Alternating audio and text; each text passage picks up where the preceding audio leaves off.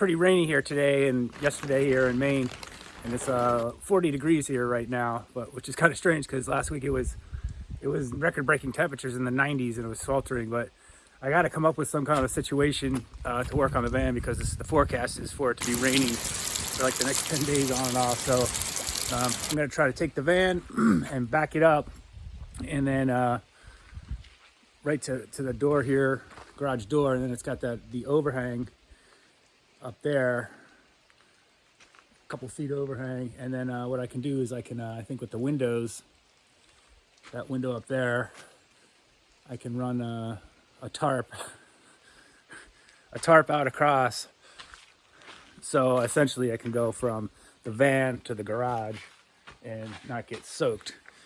But I have a problem. I'll show you what the situation is inside the van right now, why I can't drive it.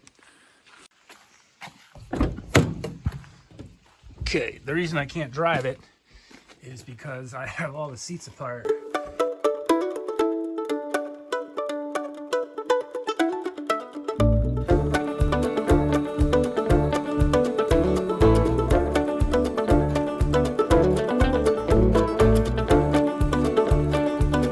Maine has a reputation of being lobster boats and lighthouses, and while there are a lot of lobster boats in Maine and a lot of lighthouses in Maine, there's a lot more to Maine, especially in the center of Maine where there's a lot of mountains and small towns like this one, Farmington, which is pretty much in the center of the mountain in the foothills. It's home to the University of Maine at Farmington, which is part of the University of Maine system, and nice little main street with shops and restaurants.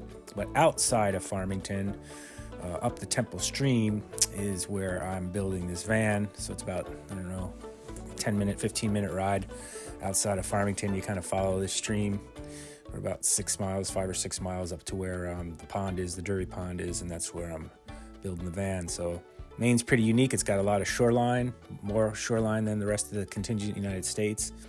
Lots of mountains, lots of lakes, lots of streams, and lots of big rivers.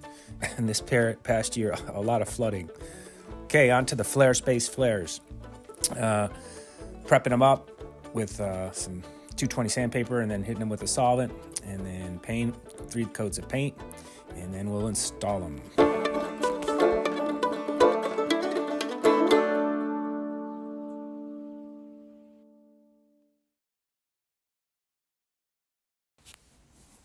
Okay, installing the flares, it's all about the prep because you don't want little pieces of metal shavings going all over the place and rusting later on. So you got to be pretty meticulous about the cutting and then the prepping. I use a magnet and vacuum and to get all the metal shavings that I can. Prep the surface, make sure the flare fits before I put it on there.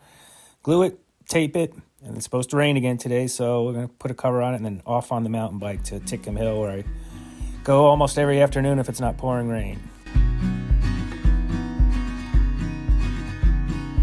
Here's a shot of the inside starboard side flare install. Each of these flares and windows took a solid day to do.